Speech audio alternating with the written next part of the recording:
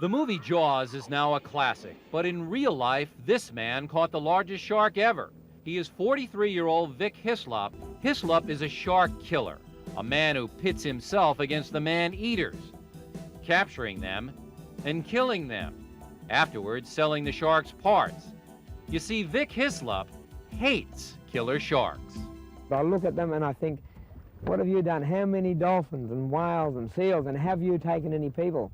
You know, I think this, yeah, exactly. His take-no-prisoners approach has greatly upset the Australian authorities. Well, I find that people like that a bit of a environmental menace. Nonsense, says Hislop, who charges that killer sharks are swimming rampant, killing hundreds of people each year. There's multi-millions of them. The trouble is we've got goody-goodies, right? When they want to prove a point, suddenly saying, now I love sharks, we must save them, they're beautiful creatures. You know, but that has got nothing to do with these sharks that will tear people apart. How many people do you think a year are killed by sharks here in Australia? Hundreds of people a year. Definitely. Really? Oh, definitely. On average, we get approximately one or just under one person per year killed by sharks. They're covering it up. There's really needs a big investigation into it. It's incredible what they're covering up. Hislop says the government is afraid tourists will not come to Australia's lovely waters if the shark danger is known. So they classify all missing persons cases on the seas as drowning incidents. Hislop believes most people who turn up missing are taken by sharks. And to prove his point, he took us out to catch a tiger shark he said was lurking close to divers on the barrier reef. As the sun went down, Hislop watched his depth meter to make sure his 30-foot boat did not run aground on the reef. Then, suddenly, a big strike. Ah! It's a mongrel reel, this I'll tell you. The shark was on the line for just a flash, freeing itself by biting right through the bait. What kind of shark do you think took that bait? It looks like a tiger shark took it. Hislop believed the shark was still in the area, so we waited.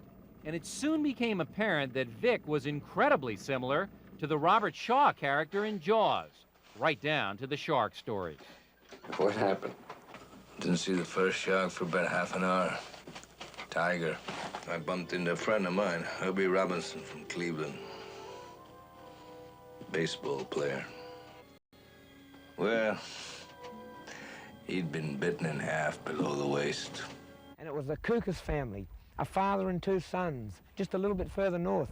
Now, they were actually in an aluminium dinghy in rough weather, and it was swamped, and tiger sharks attacked that dinghy. They put their teeth through the sides of it. First, they grabbed the father as he got washed over a bit, bit him off at the waist. The two sons held the top half of their father, right, until they couldn't hold him any longer. They were exhausted, and they had to let him go, and the sharks got him straight away. And then the eldest son was taken also over the side of the dinghy.